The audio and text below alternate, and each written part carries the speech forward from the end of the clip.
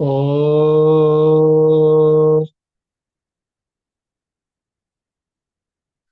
श्री गुरुभ्यो नमः। ओम सहना भवतु, सहनौ भुनक्तु, सह वीर्यं करवावहै, तेजस्विनावधीतमस्तु मा विद्विषावहै। ओम शांति शांति शांति। तो कैवल्यपाद का हम स्वाध्याय कर रहे हैं, और इसका रिवीजन भी हमने कर लिया था कि जन्म, औषधि, मंत्र, तप और समाधि से सिद्धियां मिलती हैं। बस अपेक्षित पूर्ति हो जाए जो चीज चाहिए शरीर और इंद्रियों को, तो उसके बाद समाधि जो सिद्धियां जो है आने लगती हैं। अगर शरीर और इंद्रियों की रिक्वायरमेंट पूरी हो जाए तो सिद्धियां अपने आप आने लगती हैं। और सिद्धियां आना और शरीर इंद्रियों में विलक्षण क्षमताएं आना एक ही बात है। सिद्धियां इज इक्वल टू शरीर और इंद्रियों की विलक्षण क्षमता, और शरीर और इंद्रियों की विलक्षण क्षमता इज इक्वल टू चित्त की अनेकता, चित्त के अनेक भेद। तो वो भेद पूरे निर्मित हो जाते हैं, वो सिद्धियां आ जाती हैं, या शरीर और इंद्रियों की विलक्षण क्षमताएं आ जाती हैं योग के अंगों का अनुष्ठान करने से।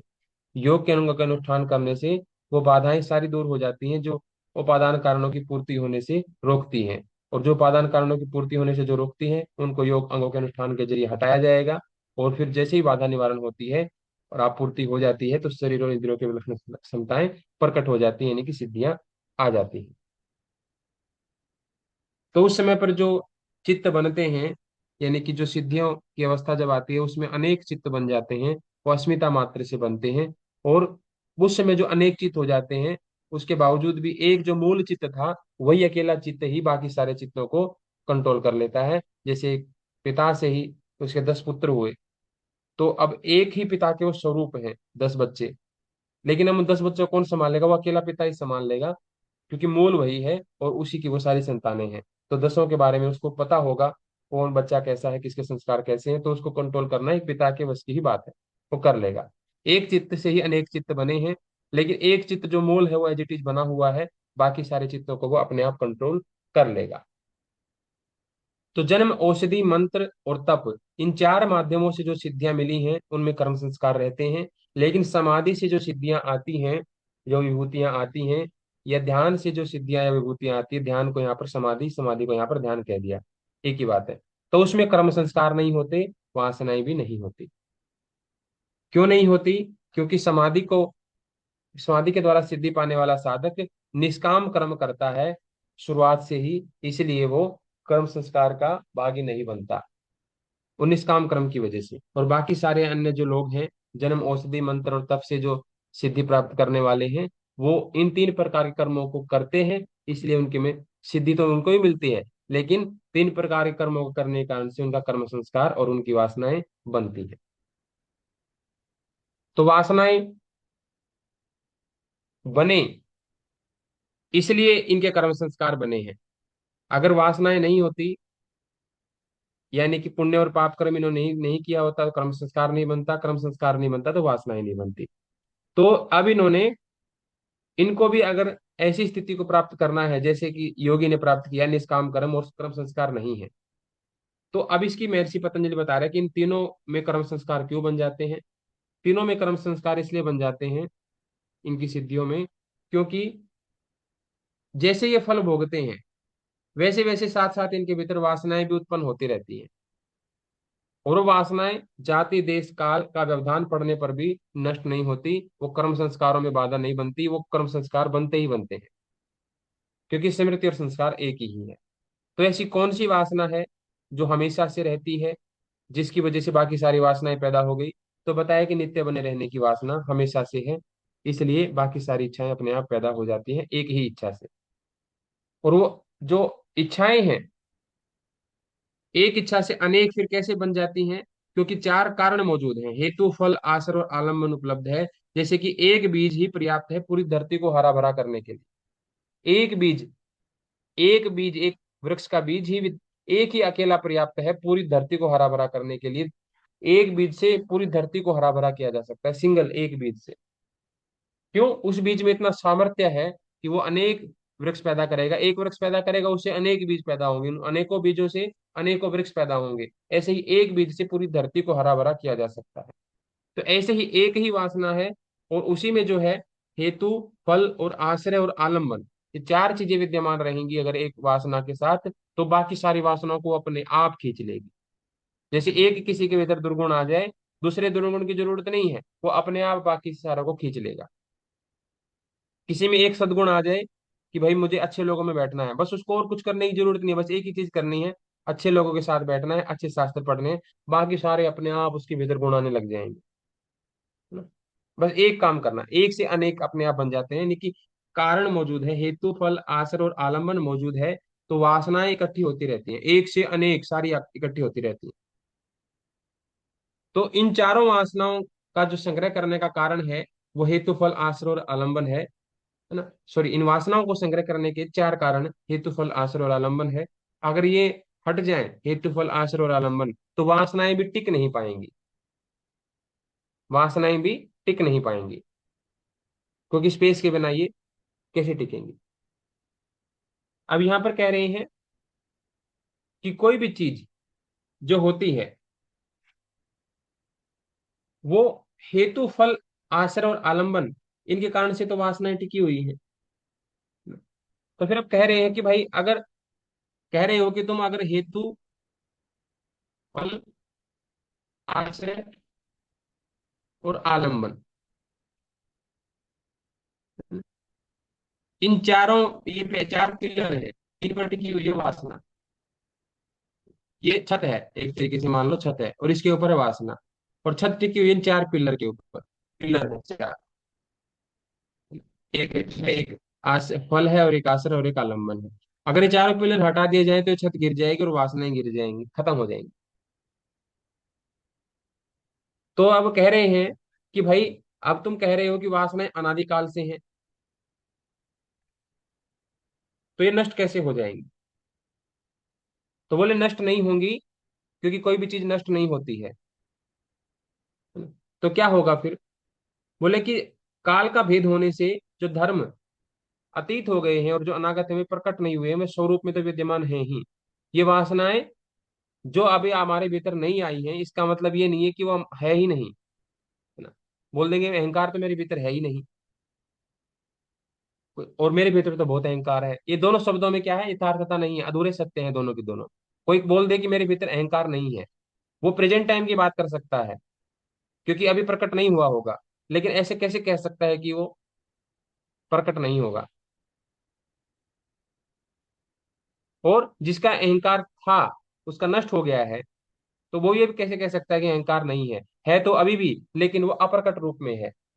एक का प्रकट रूप में है, कोई बोले अभी तुम एक व्यक्ति क्रोधी है कि नहीं है, बोले कि फिलहाल तो नहीं है, लेकिन क्रोध जब अवसर पैदा होगा तो क्रोध आ भी जाएगा। वो कहाँ से आया अचानक से? अब भीतर से आया। यानी कि कोई भी चीज कभी नष्ट नहीं होती, वो हमेशा विद्यमान रहती है, चाहे अतीत में हो चाहे अनागत में हो, चाहे प्रकट हो गई हो चाहे प्रकट नहीं हुई हो, लेकिन वो स्वरूप में जरूर विद्यमान है। और वो स्वरूप कैसा है? वो गुणों का स्वरूप है, गुणों के रूप में जरूर मौजूद रहती हैं चीजें। जैसे अभी आप गुस्सा नहीं कर रहे हो, लेकिन आपके भीतर गुस्से वाला गुण है, जब भी वो अवसर पैदा होगा वो गुण अपने आप प्रकट हो जाएगा और वो चीज आपके सामने आ जाएगी। वो कहाँ से प्रकट होगी? वो गुणों से प्रकट होगी, जो आपके भीतर गुण विद्यमान है। तो व्यक्त सूक्ष्म गुणात्मान है। तो ये गुण जो है सतरस्तम, यही सारी चीजों को पैदा कर देते हैं। तो ये इस तरीके से परिणाम एकत्वात वस्तु तत्वम, यानी कि परिणाम की एकता है, इसलिए वस्तु वैसी बन जाती है, अलग अलग वस्तुएं इससे बन जाती हैं, परिणाम की एकता है। कि सतरस्तम का परिणाम एक ही है, इनका टारगेट एक ही है, इसलिए विरोधी होने के बावजूद भी, एक दूसरे के विपरीत स्वभाव होने के कारण से भी ये एक ही वस्तु का निर्माण करते हैं। फिर आगे वस्तु साम्य चित्त भेदात तयो विभक्त पंथा, यानी कि जो लोग ये मानते हैं कि भाई जो दिखाई दे रही है कोई वस्तु नहीं है, ये जो दिखाई दे रही है ये कोई वस्तु नहीं है। यहाँ पर बताया गया कि सारी वस्तुएं विद्यमान रहती हैं, अतीत, वर्तमान और भविष्य।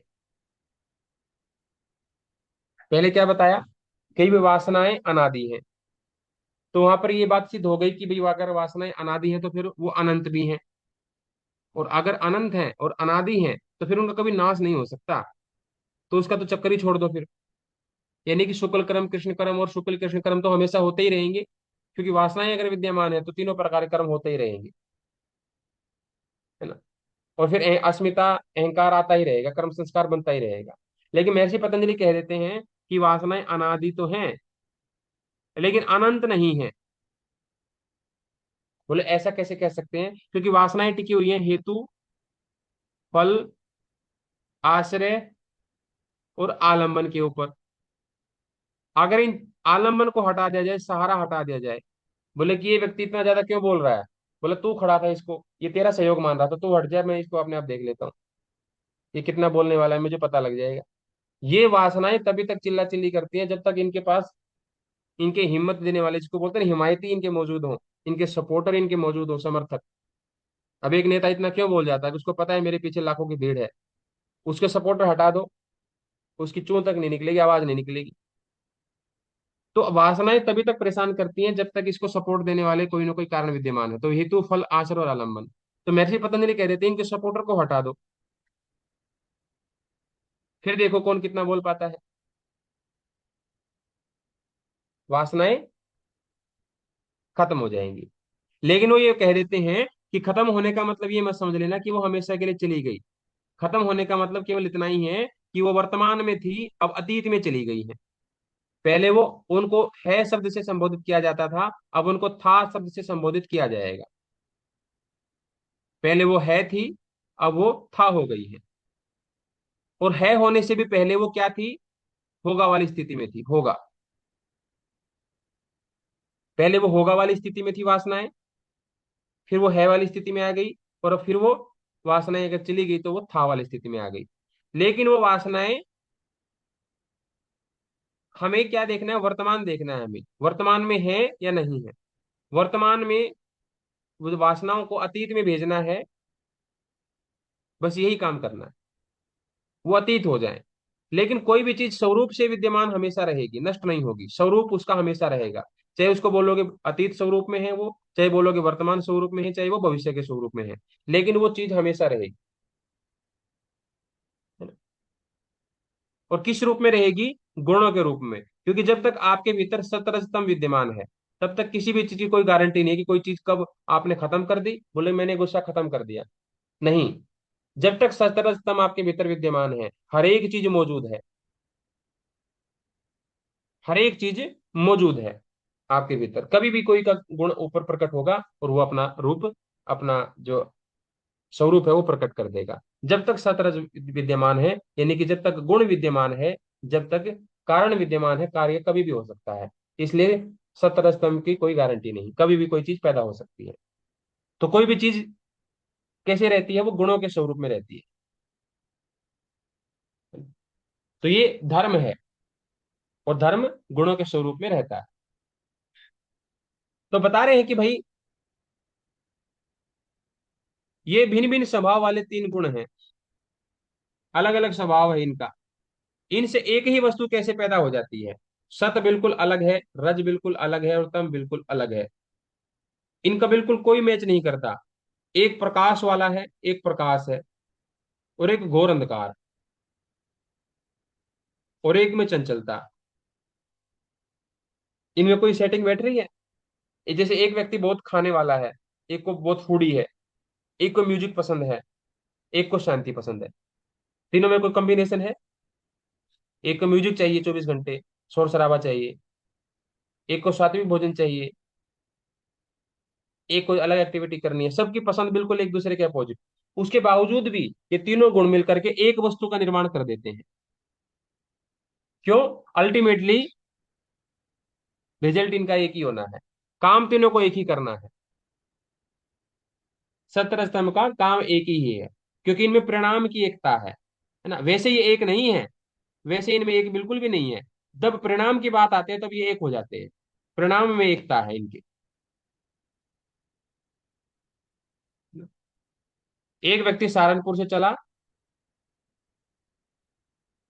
एक व्यक्ति पानीपत से चला, एक व्यक्ति हिसार से चला। तीनों को नहीं पता कि अब मैं हरिद्वार की तरफ निकल गया हूं, तो सहारनपुर का कोई व्यक्ति भी अभी अभी निकला होगा हरिद्वार के लिए, या पानीपत से कोई व्यक्ति अभी अभी हरिद्वार के लिए निकला होगा। और हम तीनों जा रहे हैं, मुझे 3 घंटे लगेंगे, इसको 4 घंटे लगेंगे, इसको 5 घंटे लगेंगे। और सारे के सारे एक ही समय पर हरिद्वार पहुंच रहे हैं और वहां जाकर के इनकी मुलाकात हो रही है। क्योंकि प्रणाम की एकता है, पहुंचना एक जगह पर है, इसलिए एकता हो जाती है। नहीं तो इनमें कोई संबंध नहीं, ये सहारनपुर का, ये पानीपत का, ये हिसार का क्या संबंध है? कोई संबंध नहीं। इसलिए 17 स्तंभ का कोई संबंध नहीं, लेकिन जब परिणाम की बात आती है तो ये तीनों एक जगह मिलते हैं और एक ही वस्तु के भीतर मिलते हैं, यानी कि एक ही हर की पौड़ी पर तीनों के तीनों मिलेंगे। जब हर की पौड़ी का मतलब कोई वस्तु बन गई है तो उसमें ये तीनों के तीनों मिलेंगे। अब बात आ जाती है अगले सूत्र की।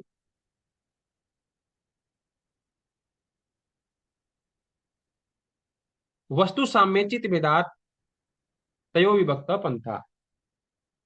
कि भाई जो वस्तु है, जो हमें दिखाई दी कि एक वस्तु बन गई, सतरज और तम की वजह से एक वस्तु बन गई, एक वस्तु, ठीक है। तीनों ये अपोजिट थे, लेकिन उसके बावजूद भी परिणाम के रूप में इन्होंने एक वस्तु का निर्माण कर दिया, यानी कि वस्तु सम्यता, परिणाम की एकता है इनकी, परिणाम एकता हो गई और एक वस्तु इन्होंने बना दी तीनों ने मिलकर के। अब महर्षि पतंजलि कह रहे हैं कि भाई कुछ लोग ऐसा मानते हैं कि ये जो वस्तु है, जो इन सतरस्तम ने बनाई है एक होकर के, कुछ लोग ये मानते हैं कि वस्तु है ही नहीं। जैसे कि हमने दिन में कुछ खाना खाया, कहीं हमने फिर कोई विचार किया होगा, कहीं हम फिर कहीं गए होंगे, है ना, कोई म्यूजिक बजाया होगा, कोई गाना सुना होगा, हमने कई सारी अलग अलग एक्टिविटी करी होगी। आपने सपने में देखा होगा वो सारी एक्टिविटी आपस में मर्ज हो जाती है, कि हम खाना खाते खाते गाना गा रहे हैं, है ना, जबकि हमने दोनों काम अलग अलग किए थे। खाना हमने अलग टाइम पे खाया, लेकिन उस समय कुछ ऐसी मेमोरी क्रिएट हो गई तो दिमाग में चली गई। म्यूजिक करते समय कोई अलग मेमोरी क्रिएट होगी, वो दिमाग में चली गई। कहीं घूमने गए थे तो वो अलग अलग मेमोरी क्रिएट होगी, वो दिमाग में चली गई। अब जा करके तीनों मेमोरी आपस में इकट्ठी हो गई। तो क्या हो, सपने में क्या बन करके आई है हमारे सामने चीज, कि हम जा रहे हैं, चलते जा रहे हैं, खाना खा रहे हैं और म्यूजिक भी बजा रहे हैं, तीनों एक साथ मर्ज हो गई सपने में जा करके। तो यही इस भगवान महर्षि पतंजलि यही कह रहे हैं कि सतर स्तंभ की वजह से एक वस्तु बन गई। लेकिन कुछ लोग ये कहते हैं कि एक वस्तु बनी नहीं है, इन सतर स्तंभ की वजह से ये दिखाई दे रही है, ये है नहीं वास्तव में। जैसे सपना दिखाई दे रहा होता है, वास्तव में नहीं होता। ऐसे ही ये दृश्य है, ये वस्तु दिखाई दे रही है, लेकिन ये कोई वस्तु नहीं है। जैसे मैं आपको बोल दूं आकाश में फूल, आपने तुरंत देख लिया, शब्द तो मैंने बोला आकाश में फूल, तुरंत आपके मन में कल्पना होगी, नहीं हुई तो करो कल्पना कि आकाश में कोई फूल है। कल्पना भी कर लिया आपने, फूल भी आ गया, आपने ज्ञान भी महसूस कर लिया, लेकिन वास्तव में वो वस्तु है ही नहीं, एग्जिस्ट ही नहीं करती है। अद्वैत वेदांत, है ना, मैंने बोल दिया, मैंने वो चीज बोली भी, आपने वो सुनी भी और आपने कल्पना भी करी और ज्ञान भी प्राप्त किया, लेकिन वास्तव में वस्तु है ही नहीं कहीं पर भी। वर्चुअल वर्ल्ड, आपने मेरे को पैसा भी दिया, बिटकॉइन, और मैंने आपको इसके बदले एक प्लॉट भी दे दिया। बिटकॉइन आपने मुझे दिया, क्रिप्टो करेंसी, डिजिटल करेंसी, आपने मुझे इंटरनेट पे भेजी, मेरे हाथ में एक पैसा भी नहीं आया। और मैंने भी आपको जमीन बेच दी जो आपके रियलिटी में एग्जिस्ट करती ही नहीं है, मैंने भी आपको जमीन दे दी। ना तो आपने, आपका दिया हुआ पैसा एग्जिस्ट करता है रियलिटी में, अगर मैं कहूँ कि मेरे को बैंक एटीएम से निकाल के दे दो, आप निकाल के दे नहीं पाओगे, वो डिजिटली ही उसकी वैल्यू है, उसको आप नोट में नहीं ला सकते। और जो मैंने जमीन दी है आपको, अगर आप मेरे से कहने लग जाओ भाई वर्चुअल वर्ल्ड वाले छोड़ो, मुझे यहाँ पर जमीन पे कहीं यहाँ दे दो मुझे, तो यहाँ नहीं दे सकता मैं। वर्चुअल वर्ल्ड में ही जमीन खरीदी जा रही है, वर्चुअल वर्ल्ड में बेची जा रही है। वर्चुअल वर्ल्ड में ही ये करेंसी चलेगी, अगर रियल में इस करेंसी को चलाना हो तो ये एग्जिस्ट ही नहीं करेगी। तो सेम ऐसे ही सतर स्तंभ की वजह से जो वस्तु दिखाई दे रही है, या जो वस्तु बनी है, वो बनी नहीं है, वो दिखाई दे रही है, कुछ लोग ऐसा मानते हैं। वो शब्दों से ही क्रिएट हो गई बस आपस में। लेकिन महर्षि पतंजलि क्या कहते हैं कि भाई ऐसी बात नहीं है, ऐसी बात नहीं है। वस्तु साम्य चित्त भेदात तयो विभक्ता पंथा, कि वस्तु की एकता में भी चित्त का भेद प्रत्यक्ष है। अब कोई व्यक्ति कहे कि वो वस्तु एग्जिस्ट ही नहीं करती, बोले एग्जिस्ट करती है। एक समय पर कई सारे चित्त हो गए, चित्त नंबर एक, चित्त नंबर दो, चित्त नंबर तीन, चार, पांच, छह, सात, कई सारे चित्त हो गए, अनेक चित्त हो गए, है ना। यहाँ इसको ऐसे समझेंगे, हमने कहा था चित्त अनेक हो गए। एक चित्त था, उससे अनेक चित्त बन गए, अनेक। नंबर एक, नंबर दो, नंबर तीन, नंबर चार, ऐसे करके अनेक बन गए। फिलहाल पांच का समझ लेते हैं। तो अनेक चित्त बन गए। उस अनेक चित्त से क्या हुआ, अब एक वस्तु है। चित्त में क्या था, सत्रह स्तंभ, इसकी वजह से ये वस्तु दिखाई दे रही है। ठीक है। अब ये वाला चित्त तो देख रहा है इस वस्तु को, तो दूसरे वाला कह रहा है कि ये वस्तु एग्जिस्ट नहीं करती। क्यों? एक समय पर एक ही चित्त काम कर सकता है, एक समय पर चित्त एक ही काम कर सकता है। तो जब ये वाला चित्त, जो अनेक चित्त बने हैं, जब ये वाला इस वस्तु को देख रहा होगा, तो दूसरे वाला कहेगा कि वस्तु एग्जिस्ट ही नहीं करती, बातों बातों में है। लेकिन जिस समय आप सपना देख रहे होते हो, दूसरे व्यक्ति ये सोच रहा होता है कि आप सपना देख रहे हो, लेकिन जो सपना देख रहा होता है वो तो मान रहा होता है कि मैंने रियलिटी देखी है, मैं रियली देख रहा हूँ, सपना नहीं है वो। तो ये विरोधाभास रहता ही है कि जो देख रहा होता है उस चीज को फील कर रहा होता है। कोई बोलता है छोटी सी बात थी, तुम इतना दुखी हो गए, है ना, उसके लिए वो बहुत बड़ी बात है, सामने वाले के लिए वो छोटी बात है। तो यानी कि एक समय पर एक चित्त एक ही ज्ञान प्राप्त कर सकता है। जब ये चित्त ज्ञान प्राप्त कर रहा होगा इसका, तो दूसरे वाले के लिए वस्तु एग्जिस्ट नहीं कर रही है। जब ये कर रहा होगा तो इसके लिए एग्जिस्ट नहीं करेगी, इसके लिए भी नहीं, इसके लिए भी नहीं। यानी कि वो जो अनेक चित्त बने थे एक समय पर, उन चित्तों में से एक ही चित्त उस वस्तु का ग्रहण करेगा।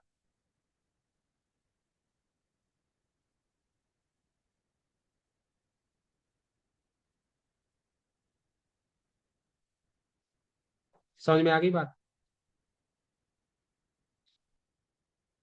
एक समय पर एक ही चित्त जो है उस वस्तु का ग्रहण करेगा। अब आगे,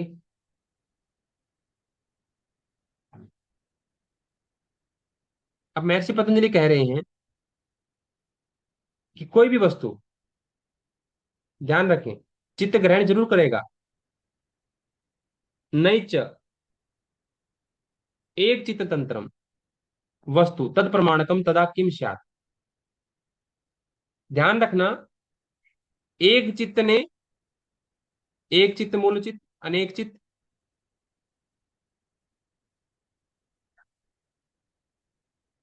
एक वस्तु, इस समय ये ज्ञान प्राप्त कर रहा है, बस। लेकिन अगर कहें कि भाई ये अगर चित्त ज्ञान प्राप्त ना करे इस वस्तु का, तो ये वस्तु एग्जिस्ट ही ना करे।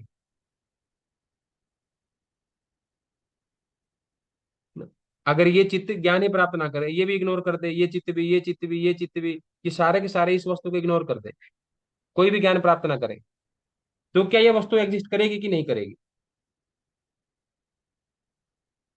तो यही पूछ रहे हैं यहाँ पर कि न च एक चित्त तंत्रम वस्तु तत्परमाणकम तथा किम स्यात्, कि कोई भी वस्तु या पदार्थ किसी भी एक चित्त के अधीन नहीं होता। क्योंकि जब वह वस्तु किसी चित्त का प्रमाण नहीं रहेगी, यानी कि कोई चित्त उस वस्तु का ज्ञान प्राप्त नहीं कर रहा होगा, तो फिर उस वस्तु का क्या होगा? फिर तो वो एग्जिस्ट ही नहीं करेगी, इसका मतलब। भाई मैं अब कोई चीज देख नहीं रहा हूँ, मैं किसी से बात नहीं कर रहा हूँ, मुझे केशव से बात करनी है, तो जब मैं केशव से बात करूंगा तो ये एग्जिस्ट करेगा। अगर मैं केशव के बारे में कुछ सोच नहीं रहा हूँ, कुछ से बात नहीं कर रहा हूँ, तो ये एग्जिस्ट, इसकी एग्जिस्टेंस ही खत्म हो जाएगी। क्या ऐसा पॉसिबल है? यानी कि इसकी एग्जिस्टेंस मेरे बात करने से या मेरे देखने से है। अगर मैं इसको देख रहा हूँ तो ये एग्जिस्ट कर रहा है, अगर मैं नहीं देख रहा हूँ तो ये खत्म। ऐसा होगा क्या? ऐसा नहीं होगा। तो महर्षि पतंजलि कह रहे हैं कि ऐसा संभव नहीं होगा, क्योंकि कोई भी वस्तु चित्त के अधीन नहीं है। कोई भी वस्तु चित्त के अधीन नहीं है। चित्त उसको देखता है, ज्ञान प्राप्त करता है, बस इतना ही है। इसका मतलब ये नहीं है कि अगर वो उसको देखे नहीं तो उसका एग्जिस्टेंस ही खत्म हो जाए।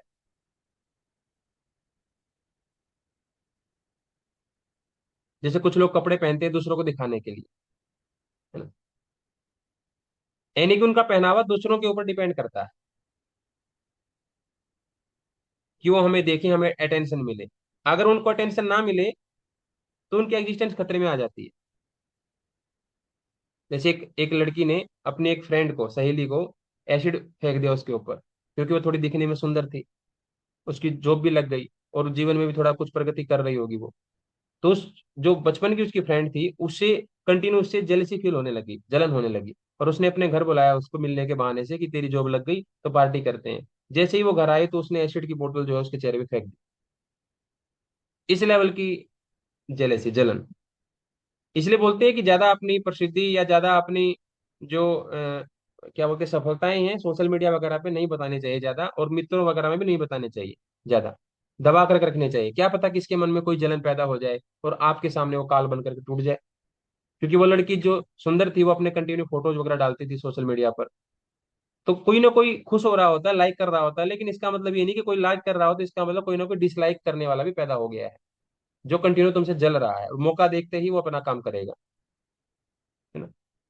तो ऐसे ही दोनों चीज पे तैयार हो रही होती है, समर्थक भी तैयार हो रहे होते हैं और विरोधी भी तैयार हो रहे होते हैं। तो ऐसे ही एक वस्तु अगर किसी चित्त के द्वारा ग्रहण ना की जाए तो इसका मतलब वो वस्तु नष्ट ही हो जाएगी, ऐसा नहीं है। क्योंकि वस्तु चित्त के अधीन नहीं होती है। तो फिर कैसे होती है? इसका मतलब तो ये हो गया कि जो वस्तु है वो अलग से अपना एग्जिस्टेंस रखती है। इसका मतलब तो ये हुआ ना कि वो वस्तु अपने आप में एक अलग एग्जिस्टेंस रखती है, अपना अपना अलग अस्तित्व रखती है। चित्त भले उसको ग्रहण करे ना करे, अपने आप में भी उसका अस्तित्व विद्यमान है। तो ये बात अपने आप सिद्ध हो गई, विरोधी बात अपने आप सिद्ध हो जाएगी।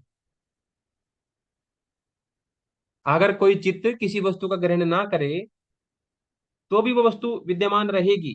इसका मतलब क्या हुआ? उस वस्तु का अपने आप में भी कोई अस्तित्व है। चित्त का तो है ही, वस्तु का भी अपना अस्तित्व है। ये बात सिद्ध हो गई। समझ में आ गई इतना? थम्स अप दिखाइए एक बार, जिसको ये बात समझ में आ गई कि वस्तु भी एग्जिस्ट करती है और चित्त भी एग्जिस्ट करता है अपने अपने लेवल पर। ठीक है, सुनीता वर्मा जी, पूनम जी, कैशव, अरुणा जी, बाकी सभी, जिसको समझ में नहीं आया तो पूछ लेना भाई। जी सर क्लियर है क्लियर है। क्लियर है कविता जी? जी सर। ठीक है। सुनीता मैसेज कह रही है नहीं आई। ठीक है, देखो, अब अरुणा जी को समझ में आई है। ये कोई समझाने की कोशिश करिए एक बार, बताइए आपको क्या समझ में आया। जिसको अच्छे से समझ में आएगा वो एक्सप्लेन करिए कि क्या समझ में आया आपको।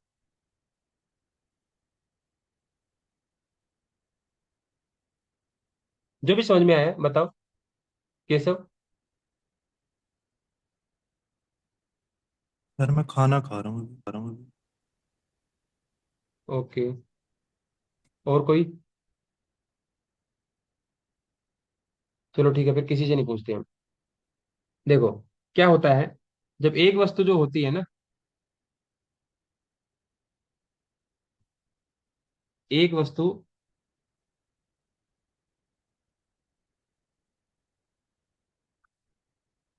कोई भी एक वस्तु है ना, हम एक ना हटा करके यहाँ केवल वस्तु समझ लो आप, कोई भी एक वस्तु है। जैसे अब सुनीता महर्षि जी देख रही हैं, ये सामने मोबाइल है मान लो, ये वस्तु का नाम है मोबाइल। अब ये जब तक इसको देख रही है मोबाइल को, तब तक तो ये मोबाइल रहेगा। और जैसे ये देखना बंद कर दे, मोबाइल खत्म हो जाए। क्या ऐसा होता है सुनीता जी कि आप जब कोई एक मोबाइल देख रही हैं तो तब तक तो वो मोबाइल बना हुआ है, और जैसे ही आपने देखना बंद किया मोबाइल गायब? ऐसा होता है क्या? हाँ ना तो बोलो। हाँ जी गुरु जी, चित्त का ध्यान चित्त का कहीं और ध्यान चला कहीं और जाता है। चला नहीं, मैं पूछ रहा हूँ कि क्या मोबाइल गायब हो गया, है ना? आपका ध्यान, आपके ध्यान में नहीं बना हुआ है वो मोबाइल, ठीक है, समझ गया मैं आपकी बात। आपके ध्यान में नहीं है, यानी कि आप अब चित मोबाइल का ज्ञान नहीं प्राप्त कर पा रहे हैं क्योंकि आपने अपना ध्यान कहीं और लगा लिया। लेकिन क्या मोबाइल गायब हो गया है रियलिटी में? नहीं गुरु जी, मोबाइल नहीं है? हुआ गुरु। नहीं है ना। तो मोबाइल को जो दूसरा कोई व्यक्ति देख रहा होगा, तो अब मान ले आपका ध्यान मोबाइल पर था, तो आपने अब किताब उठा ली, आप किताब पढ़ने लग गए, तो अब आपका ध्यान मोबाइल से हट गया। लेकिन मोबाइल भी अपने आप में रखा हुआ है, जहां भी रखा हुआ है वो रखा ही हुआ है। इसका मतलब ये नहीं कि वो खत गायब भी हो गया, है ना? कोई और व्यक्ति उसको देखना चाहे तो देख सकता है कि नहीं देख सकता है, क्योंकि अब वो दूसरा चित्त आ गया। अब उसने मोबाइल को देखना शुरू कर दिया तो उसको दिखाई दे रहा है। आपने ध्यान अपनी किताब की तरफ लगा लिया, लेकिन मोबाइल गायब नहीं हो गया है।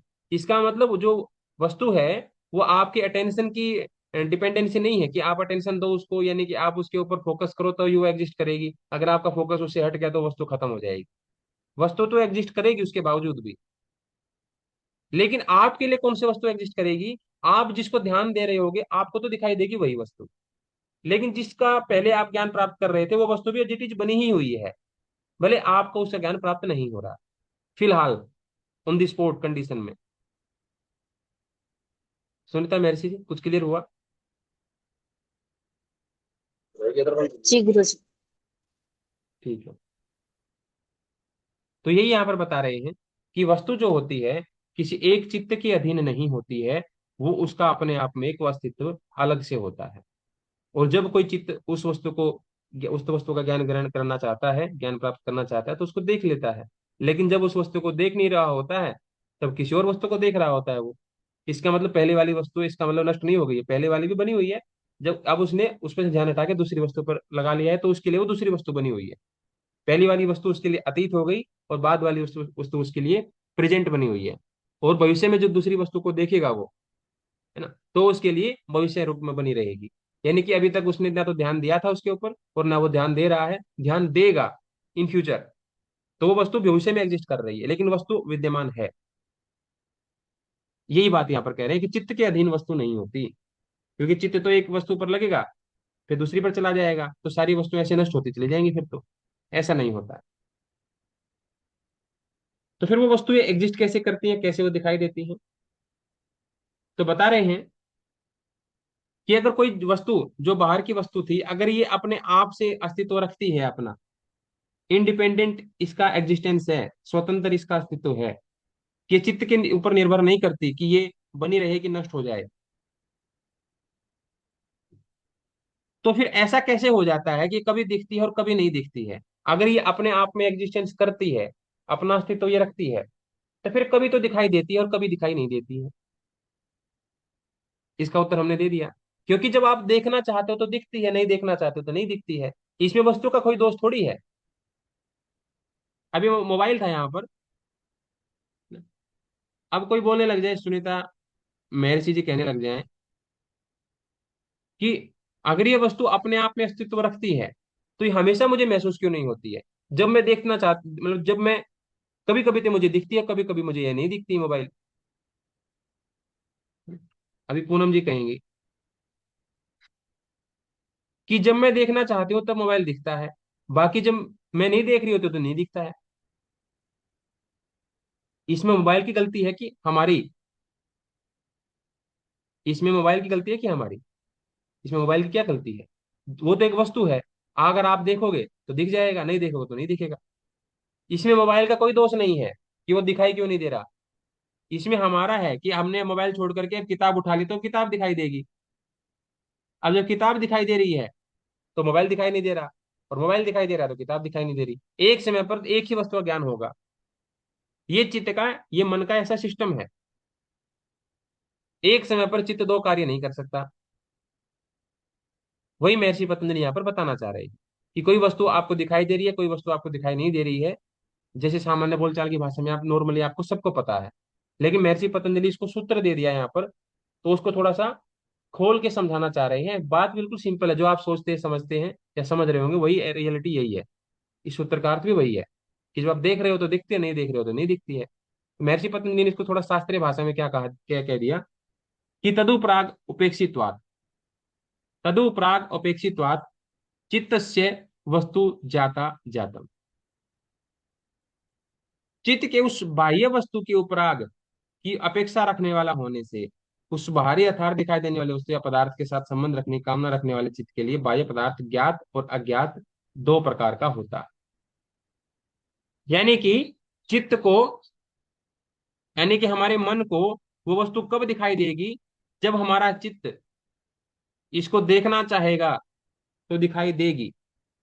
क्योंकि इतनी अपेक्षा तो है ही। ये वस्तु कब दिखाई देगी, इसके लिए महर्षि पतंजलि ने बताया, इसके लिए उपराग होना जरूरी है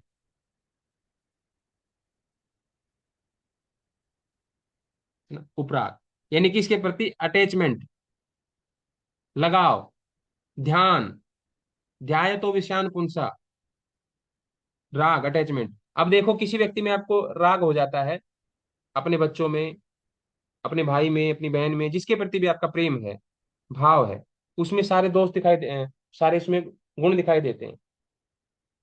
क्यों? क्योंकि आपका उसमें राग, आप देखना चाहते हो उसके गुण तो दिखाई देते हैं। और दूसरे व्यक्ति में आपको सारे दोष दिखाई देते हैं। इसका मतलब ये नहीं कि उसमें दोष है। महर्षि पतंजलि ये कह रहे हैं कि सामने वाले का इसमें कोई रोल नहीं है, वो तो वस्तु है। अब उसी वस्तु को आप कहोगे कि ये तो मुझे है ना, इसकी पूंछ दिखाई दे रही है हाथी की, तो हाथी की पूंछ दिखाई दे रही है, हाथी तो ठीक है। तुम अगर उसके सूंड देखना चाहते हो, उसका चेहरा देखना चाहते हो तो सामने हो जाओ, अगर उसकी पूंछ देखना चाहते हो तो पीछे जाके खड़े हो जाओ। उसमें उस वस्तु का कोई रोल नहीं, सारा का सारा रोल हमारे चित्त का है। जो हमारी उसके साथ अटैचमेंट होगी, जिस तरीके से हम उसको देखना चाहेंगे वो वैसे ही दिखाई देगी। सामने वाले का उसमें कोई भी रोल नहीं है। क्योंकि जो सतरस्तम आपके भीतर है वही उसके भीतर भी है। तो कैसे कह सकते हैं कि आप ज्यादा ठीक है और वो ज्यादा गलत है? सतरस्तम ही आपके भीतर है, सतरस्तम ही उसी वस्तु के भीतर है। सारा का सारा निर्भरता क्या बता रहे पतंजलि ऋषि, कि भाई इसमें वस्तु का कोई दोष नहीं है, यानी कि सामने वाले का कोई दोष नहीं है, हमारा ही दोष है कि हम उसमें राग कर रहे हैं, इसलिए गुण दिखाई दे रहे हैं, द्वेष कर रहे हैं तो उसमें अवगुण दिखाई दे रहे हैं। तो कोई भी वस्तु हमें कब दिखाई देगी, तो महर्षि पतंजलि कहते हैं कि कोई भी वस्तु अगर आपको देखनी है, तब तक दिखाई नहीं देगी जब तक आपके भीतर राग ना हो, उसके प्रति अटैचमेंट ना हो। भले वो आपकी आंखों से भी सामने से गुजर जाएगी तो भी दिखाई नहीं देगी। आप बोलोगे अच्छा अटैचमेंट नहीं करता मैं, बिना अटैचमेंट के ही मुझे वस्तु दिखाई दे जाएगी। बोला महर्षि पतंजलि कह रहे हैं देख के दिखाओ, कोई भी चीज संसार की ऐसी देख करके दिखाओ जो तुम्हें बिना अटैचमेंट के दिखाई दे जाए। बोले हो जाए कि हमने आंखें खोले दिखाई देगा, क्या दिखाई दिया? बोले सामने जो है ना, एक व्यक्ति जा रहा है, तुमने ध्यान लगाया, उसके ऊपर अटेंशन लगाया, तो भी दिखाई दी। अगर उस पे तुम्हारी आंखें भी खुली रही लेकिन तुम्हारा ध्यान कहीं अमेरिका में, सोचो रात को क्या सपना आया तो तुम देखो, उस समय तक जो सामने तुम्हारे दृश्य चल रहे थे उनमें से एक भी दृश्य तुम्हें दिखाई नहीं देगा, आंखें खुली रहेंगी, आंखें फिर भी खुली रहेंगी। तो महर्षि पतंजलि ये कह रहे हैं कि आंखों का इसमें कोई रोल नहीं है। अगर देखना चाहोगे तो दिखेगा, नहीं देखना चाहोगे तो भले आंखें भी खुली रहे तो भी नहीं दिखेगा। तो चित्त को, किसी वस्तु को अगर देखना है तो उपराग चाहिए, उसके प्रति अटैचमेंट चाहिए। इसलिए तो फिर वस्तु कितने प्रकार की होगी? दो प्रकार की हो गई। जब चित्त का अटैचमेंट है तो ज्ञात हो गई वो वस्तु। जब चित्त ने इस वस्तु के साथ उपराग कर लिया है ना, यानी कि चित्त plus Upraag is equal to वस्तु। कैसी वस्तु बन गई है? ज्ञात वस्तु। चित्त उपराग नहीं है, केवल चित्त है। वस्तु भी बनी हुई है पैरेलली, लेकिन वो अज्ञात रूप में बनी हुई है। उपराग होगा तो वो ज्ञात बनेगी, अगर उपराग नहीं होगा तो वो वस्तु रहेगी जरूर, लेकिन वो उसके लिए अज्ञात रहेगी, उस चित्त के लिए।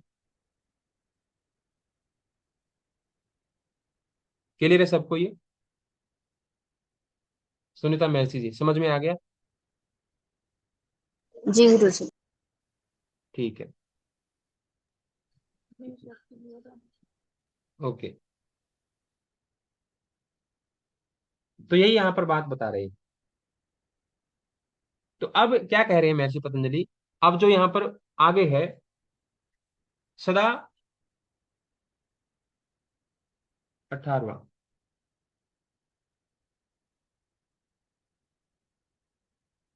सदा जातश्चित्त वृत्ते तत्प्रभो पुरुषस्य परिणामित्वात्। यानी कि अपरिणामी होने से चित्त के स्वामी पुरुष को चित्त की सारी वृत्तियां याद रहती, ज्ञात रहती। अब देखो कितनी इंपॉर्टेंट बात कह दी कि भाई एक तो था चित्त। अब इसमें एक छोटी सी बात और समझ लो। अब जल्दी से बताओ मुझे, इस चित्त को कोई वस्तु कब दिखाई देगी? सर जब उपराग होगा चित्त उस वस्तु के प्रति। उपराग हो, ठीक है। तो जब उपराग होगा तो वो वस्तु किस प्रकार की कहलाएगी, कौन सा भेद कहलाएगा उसका? क्या बन जाएगी वो वस्तु? अगर किसी वस्तु के प्रति उपराग है चित्त का, तो वो वस्तु, वस्तु के अलावा और क्या कह सकते हैं उसको? वासना गुरु जी। ज्ञात वस्तु। केवल वस्तु तो है ही वो, लेकिन अगर चित्त का उपराग है उसमें, वस्तु में, तो वो ज्ञात वस्तु कहलाएगी। क्लियर है ना? अगर चित्त का उपराग नहीं है उस वस्तु में, तो वो वस्तु कैसी कहलाएगी? अज्ञात सर। सर वो अज्ञात वस्तु, वस्तु। वो अज्ञात वस्तु कहलाएगी। ठीक है। अब महर्षि पतंजलि ये कह रहे हैं कि भाई चित्त को उपराग की अपेक्षा है, उपराग के ऊपर सब निर्भर करता है। अब एक को योग सूत्र कठिन दिख रहा है और एक को योग सूत्र आसान लग रहा है। एक का शास्त्र में राग पैदा हो गया है, एक का शास्त्र में राग पैदा नहीं हुआ, इसलिए कठिन लग रहा है। सारा का सारा जो खेल है वो उपराग का है। जब आपका राग हो जाता है किसी चीज में, तो आप बड़े से बड़ी चीजें भी कर लेते हो, इससे बड़े बड़े काम भी आप करते हो। ऋषभ में बड़ी बड़ी चीजें आपने याद कर रखी हैं, इससे तो बहुत बड़ी बड़ी चीजें आपको याद है, हजारों करोड़ों इन्फॉर्मेशन आपको याद है। ये तो 195 चीजें हैं, आपने करोड़ों चीजें याद कर रखी हैं, आपको पता ही नहीं, आपके दिमाग में। क्यों? उनके प्रति राग ज्यादा था। घर परिवार की कोई चीज पूछ लो, सारी इन्फॉर्मेशन आपको याद होंगी, सब कुछ A to Z पता होगा, बहुत तक हद तक पता होगा, क्योंकि उसमें राग था, उसमें विषय में रुचि थी, इसलिए वो याद हो गई। जिसमें भी रुचि नहीं आई है वो याद नहीं हुई है। तो उपराग। अब महर्षि पतंजलि ये कह रहे हैं कि भाई चित्त को तो उपराग चाहिए ज्ञान प्राप्त करने के लिए ना। चित्त को तो उपराग प्राप्त करने के लिए ज्ञान, चित्त को तो वस्तु का ज्ञान प्राप्त करने के लिए उपराग की अपेक्षा है, क्योंकि चित्त जड़ है। लेकिन एक ऐसा भी है तत्व, आत्मा जिसको कहते हैं, इसको कोई जरूरत नहीं है। अब ये योग सूत्र आपको याद करना है तो आपको पढ़ना पड़ेगा, क्योंकि आप कौन है? आप अभी बुद्धि से काम ले रहे हैं। लेकिन अगर आपको अपनी आत्मा का पता लग जाए, तो योग सूत्र याद करने की भी जरूरत नहीं है, वेद याद करने की भी जरूरत नहीं है, आपको ऑलरेडी याद है। आपको ऑलरेडी योग सूत्र याद है, ऑलरेडी गीता याद है, जितने भी शास्त्र हैं A to Z, धरती पे जितनी किताबें लिखी गई हैं A to Z आपको याद है, ऑलरेडी याद है। बोले ये कहाँ है? अब कभी पढ़ी नहीं है हमने, आपने पढ़ी नहीं, जो कभी लिखी भी नहीं गई वो भी आपको याद है। आपके दिमाग में ऑलरेडी सब कुछ है, जो भविष्य में लिखी जाएंगी वो भी याद है।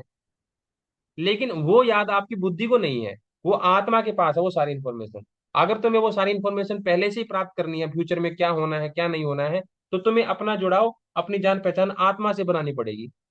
अगर तुम्हें बुद्धि से काम लेना चाहते हो, तो बुद्धि के पास तो जो पढ़ोगे जो डालोगे इसमें, वही ये वापस वोमिट कर देगी, यानी कि वापस वही चीज याद आएगी। जो तुमने इनपुट दिया वही ये चीज आउटपुट देगी। जितना डालोगे उतना ही निकालोगे, इतना ही है बुद्धि का खेल।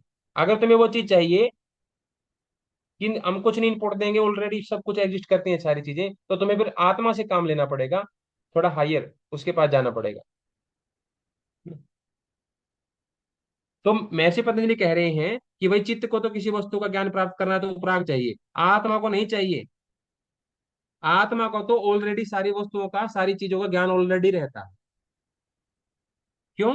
क्योंकि ये आत्मा जो है चित्त का स्वामी है, चित्त का स्वामी,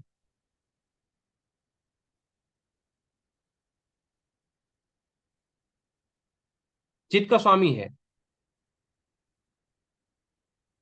स्वामी का मतलब यानी कि चित्त में जो खासियत है ना, चित्त में क्या खासियत है? चित्त में एक खासियत है, जिस चीज के साथ लग जाएगा उसका पूरा का पूरा इंफॉर्मेशन ले लेगा। जिसमें लग जाएगा, उपराग हो जाएगा, वो उस वस्तु को ज्ञात करके छोड़ेगा। वो वस्तु अज्ञात नहीं रह सकती जिसमें चित्त लग गया।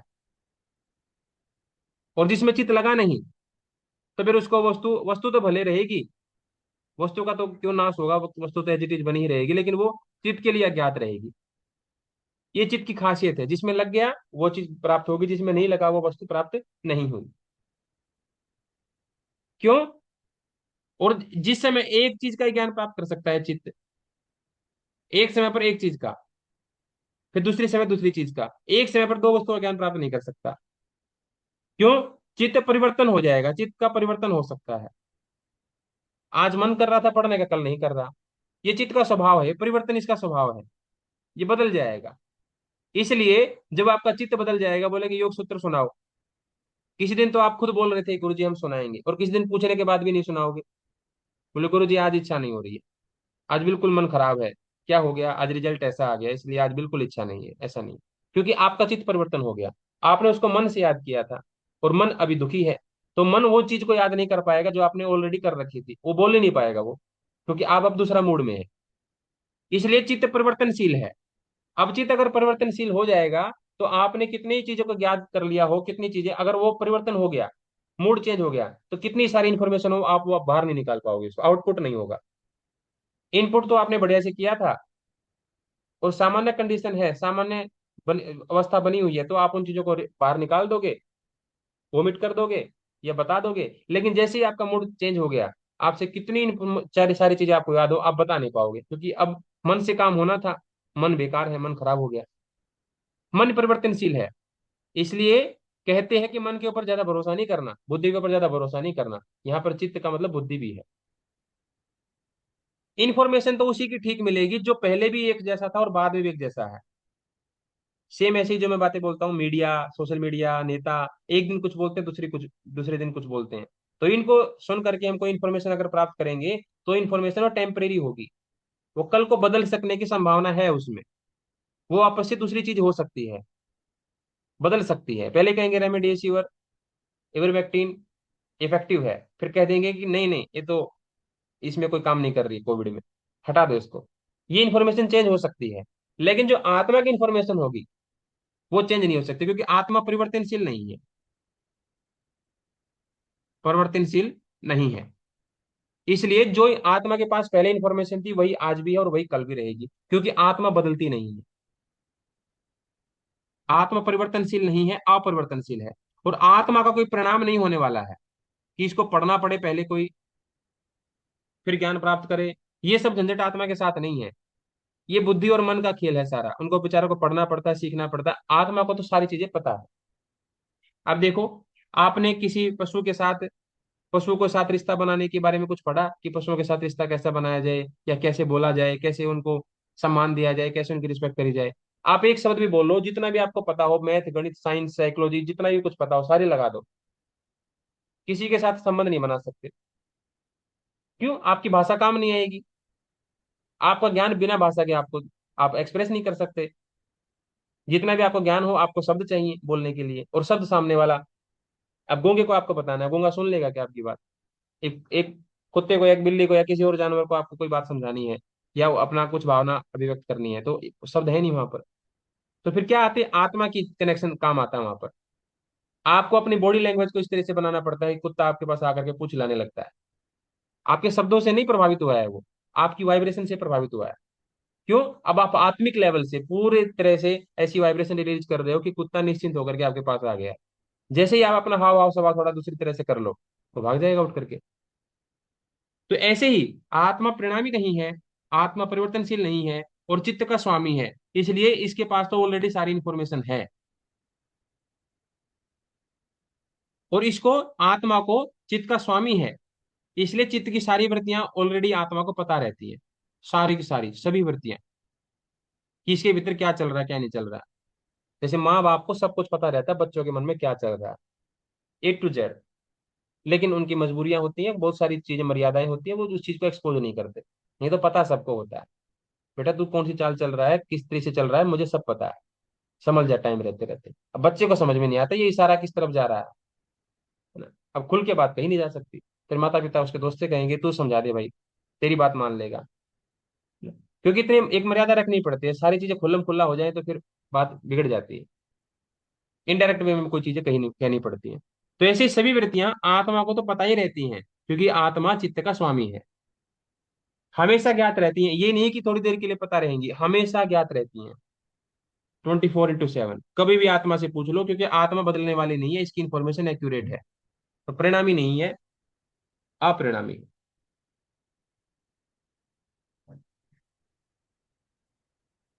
ठीक है, तो ये बात हो गई। अब आगे है नए तत्व, एक सेकेंड, नए तत्व स्वभाषम दृश्यत्वात्। यानी कि यहां पर हमने देखा था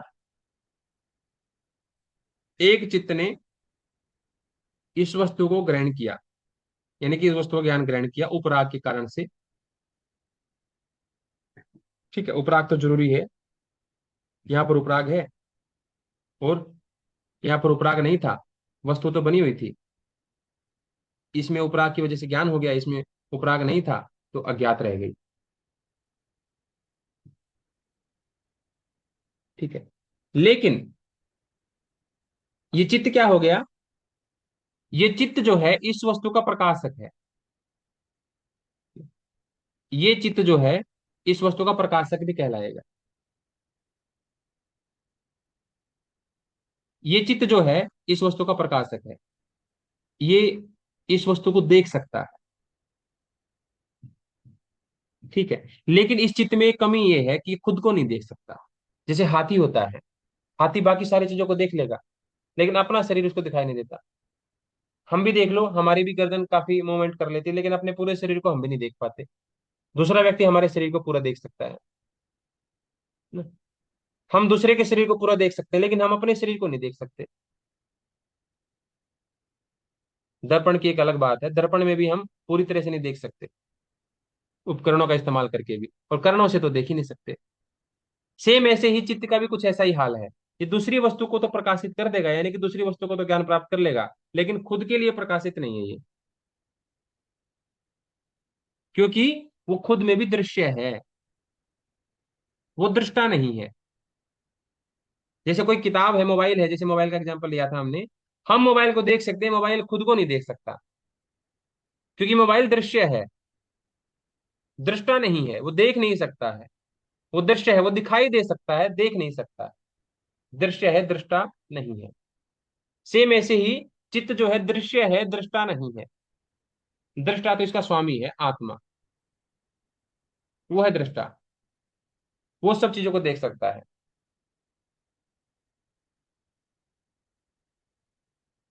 ठीक है, न तत्स्वभाषम दृश्यत्वात्।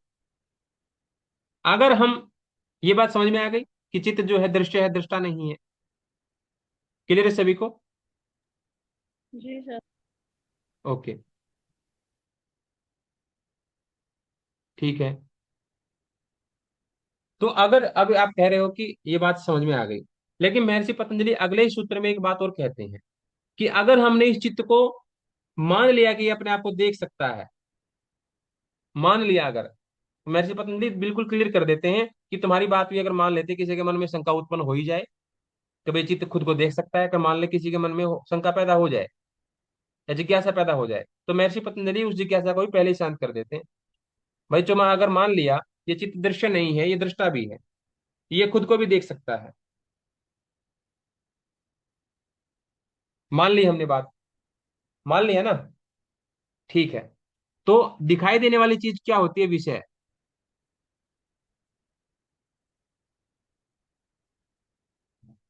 और एक होती है इंद्रियां। इंद्रियां किसका ज्ञान प्राप्त करती हैं? इंद्रियां विषयों किसका ज्ञान का। विषय। प्राप्त करती हैं? विषय विषय। का। इंद्रियां विषयों का ज्ञान प्राप्त कर सकती हैं। इंद्रियों को अगर ज्ञान प्राप्त करना है तो विषयों का कर सकती हैं। क्या इंद्रियां खुद का ज्ञान प्राप्त कर सकती हैं? नहीं।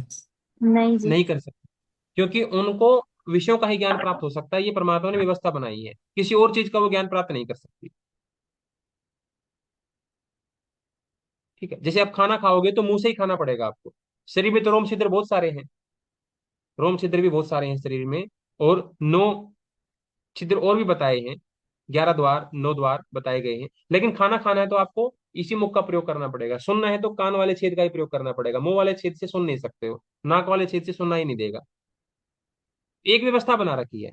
तो इंद्रियां ज्ञान प्राप्त कर सकते हैं केवल अपने विषयों का, किसी और चीज का नहीं। अगर ये मन भी एक इंद्रिय है, मन भी एक इंद्रिय है, और मन भी विषय का ज्ञान प्राप्त करता है। अगर मन ने खुद को ज्ञान प्राप्त करना शुरू कर दिया, तो हमें यह मानना पड़ेगा कि मन भी खुद विषय भी है और इंद्रिय भी है। मन को, मतलब कोई भी चीज का ज्ञान प्राप्त करते हैं तो विषय कहलाती है। अगर मन खुद का ज्ञान प्राप्त कर रहा है तो मन को खुद को विषय मानना पड़ेगा, और विषय परमात्मा ने इसको बनाया नहीं है, ये खुद के लिए विषय बन जाए।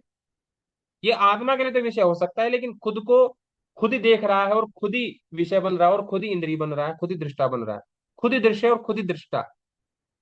ये व्यवस्था परमात्मा ने नहीं करी है।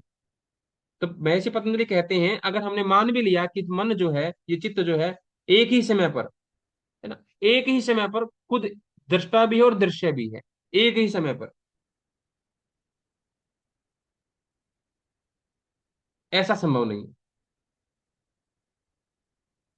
ऐसा संभव नहीं है।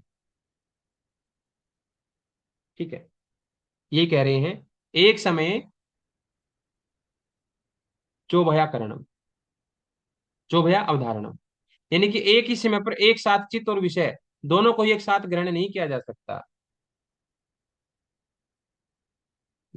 तो इससे क्या होगा? चिंता, चित्तांतर दृश्य बुद्धि, बुद्धि बुद्धिर अति प्रसंग स्मृति संकृष्ट।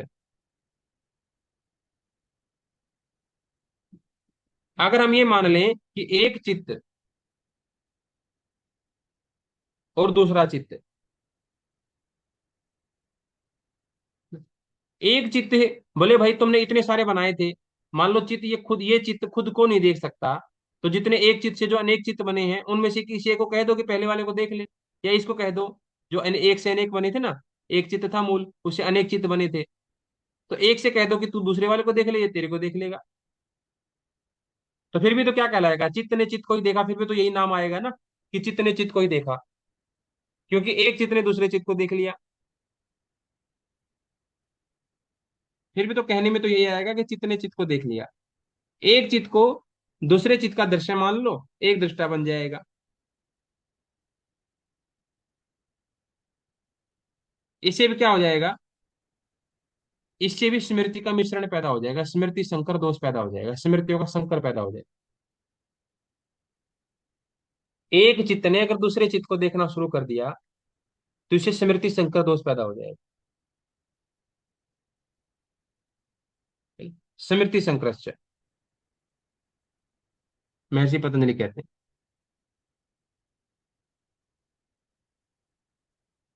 यानी कि सारी मेमोरीज मिक्स हो जाएंगी, आपस में सब कुछ गुथ मिथ जाएगा। फिलहाल एक शब्द याद रखो, स्मृति का संकर रूपी दोष। ठीक है, फिलहाल किसी को बाद में जिज्ञासा होगी तो उसको खोल देंगे। तो एक चित्त अपने आप को देख नहीं सकता, अगर वो दूसरे चित्त को दृश्य बना दे और खुद दृष्टा बन जाए तो भी नहीं देख सकता, क्योंकि स्मृतियों का दोष पैदा हो जाएगा, उसको स्मृति संकर दोष कहते हैं। ये एक दोष का नाम है, किसी दिन इसको भी खोल देंगे अच्छे से, अभी कठिन पड़ जाएगा थोड़ा सा। तो ये स्मृति संकर दोष पैदा हो जाएगा। इतना समझ में आएगा सबको? ठीक है ना? आगे बढ़ते हैं। ओके, आगे है। तो फिर ये हो गया कि जो हमारा चित्त है,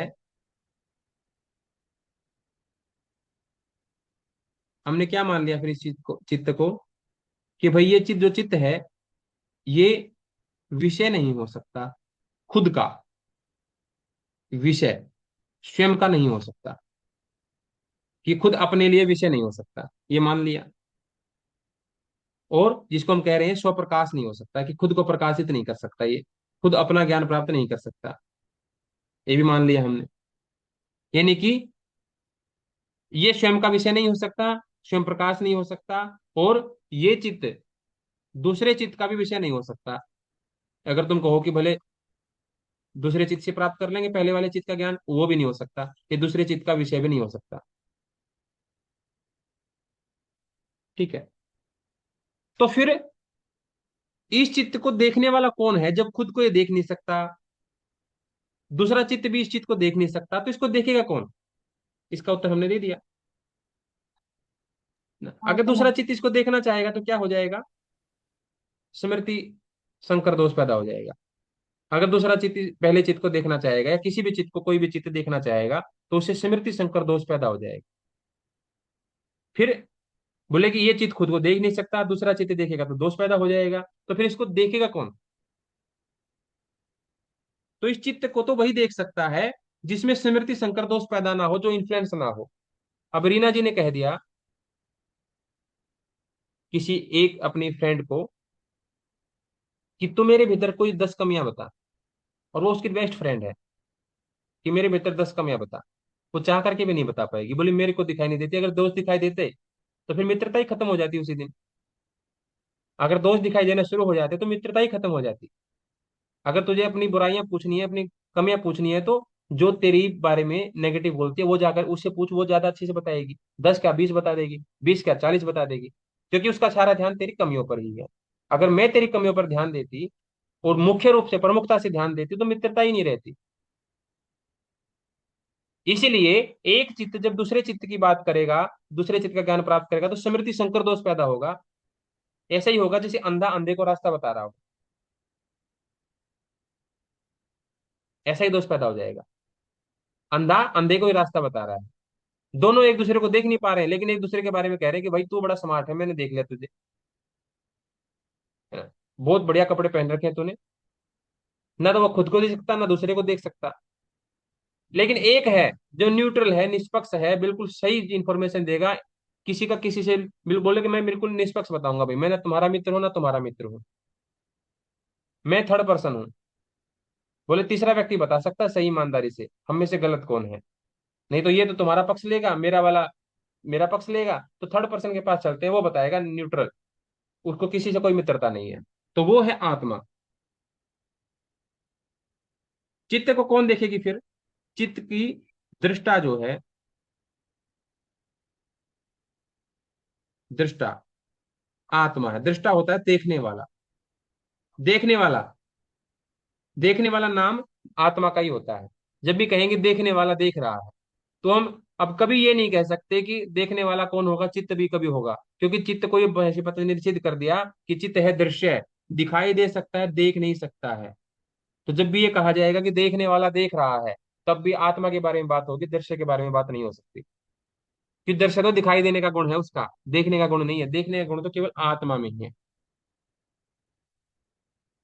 तो यहाँ पर क्यों आत्मा में क्यों है? क्योंकि आत्मा असंग है, किसी से उसे कोई लाग लपेट नहीं है, बिल्कुल निर्विकार है। जो देखेगी बिल्कुल एक्यूरेट देखेगी, असंग है, निर्विकार है।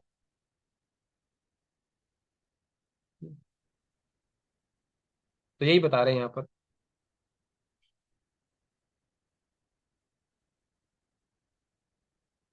कि, एक सेकेंड,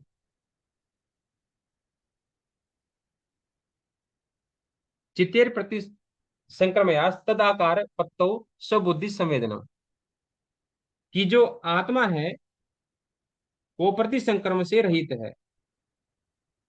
यानी कि प्रति संक्रमण का तात्पर्य यहाँ पर क्या है?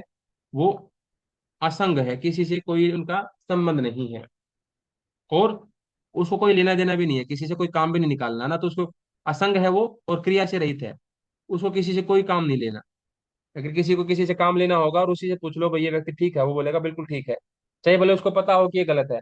क्यों? उस व्यक्ति को अपना स्वार्थ सिद्ध करना है, इन फ्यूचर को काम लेना है। अगर वो अभी कह देगा कि ये गलत है, तो फ्यूचर में ये व्यक्ति से काम थोड़ी करेगा। लेकिन आत्मा को किसी से कोई काम नहीं निकालना अपना, वो क्रिया से रहित है, वो काम ही नहीं करती, चेतन है और निष्क्रिय है, इसलिए फायदेमंद है। वो बता सकती है, देख सकती है सारी चीजों को, असंग है, क्रिया से रहित है।